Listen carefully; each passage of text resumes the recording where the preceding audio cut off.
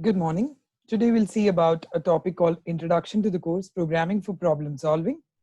What is programming? Programming is generally a process of taking an algorithm and encoding it into a notation using a programming language so that it can be executed by a computer. So programming is usually an option to create representation for our solutions. What is problem solving? Given in any context, if we encounter a problem, the approach we take up to probably solve the problem is called as problem solving. Problem solving consists of generic or ad hoc methods in an orderly manner to find the solution to problems. Some problem solving approaches are developed using artificial intelligence, computer science, mathematics, medicine, philosophy, etc. So now, solving problems is a core of computer science. Programmers must first understand how a human solves a problem and then understand how to translate that into an algorithm. The only way to learn a programming language is by writing the programs in it, as quoted by Dennis Ritchie. So, my dear friends, it's time for us to understand what is this course called Programming for Problem Solving all about. Computer programmers are problem solvers. In order to solve a problem by a computer, you must know how to represent the data describing the problem and the steps to transform that particular process into a program.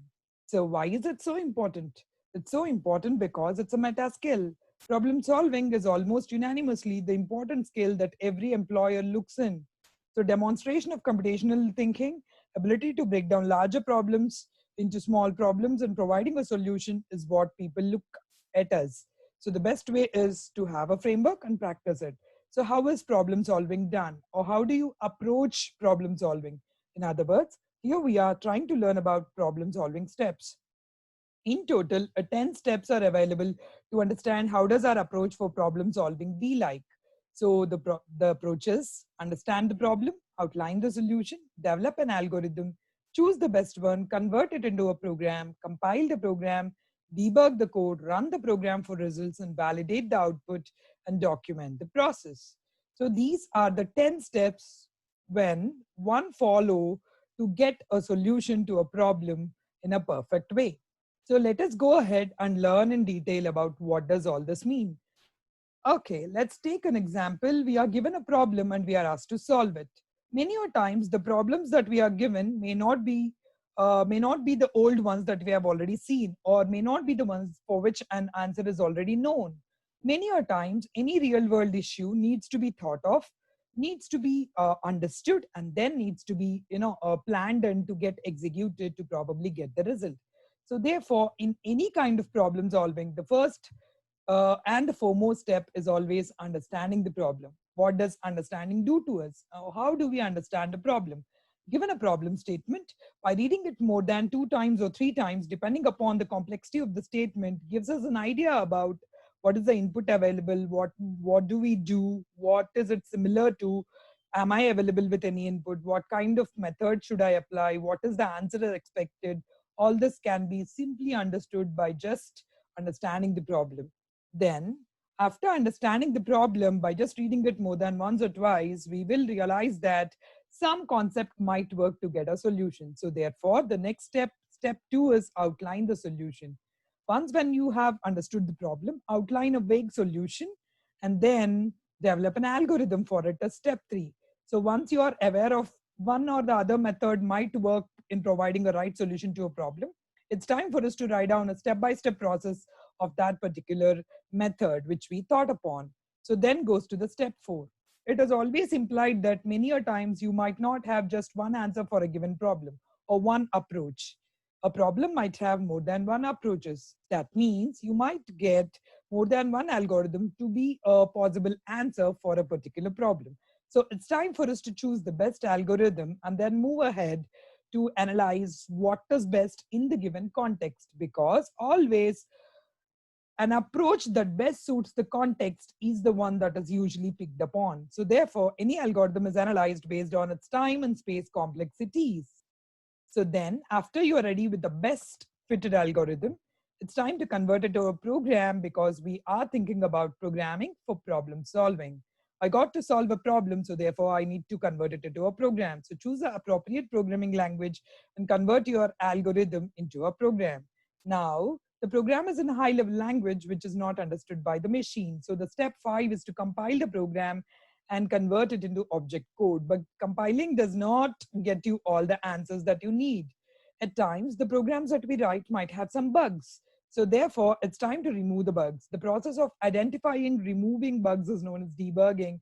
So if your code has some bugs, try to debug it and then produce a good compiled code or the object code, and then proceed to step 8, that is nothing but run the program for results. So once when you debug the code and produce an executable code, it's time for us to run the program for results. Many a times we might end up getting the right results, but on the other hand, it is equally true that at times we might get some results which are totally unwanted. So therefore, once when we got the result, it is time for us to check or validate the output. What is the meaning of validating the output?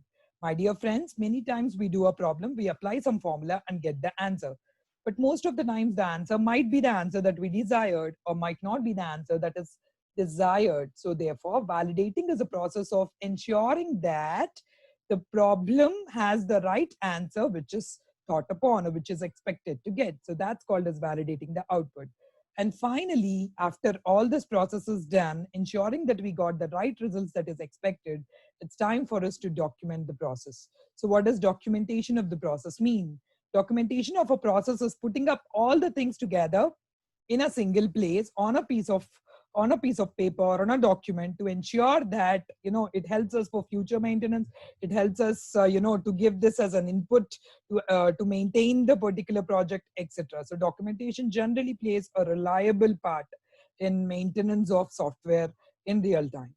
So these are the 10 steps that are followed in any problem solving environment. So what are they? We'll just take a minute to understand ourselves. What are those 10 steps followed? Let's just have a small recap.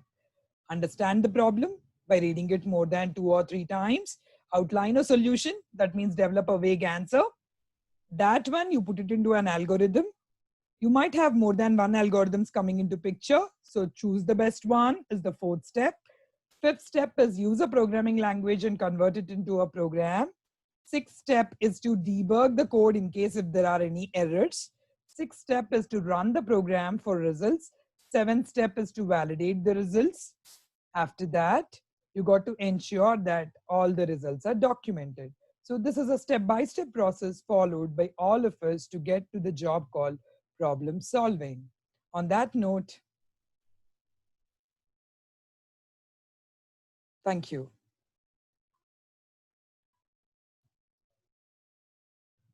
Hope you have understood what is problem solving. So this is the approach that we follow, and we use a language called C. We use a language called C, in which we design our programs and get the job done. So here we are going to the next lesson and see how does we implement problem solving approaches to create better solutions and better programs. Good day.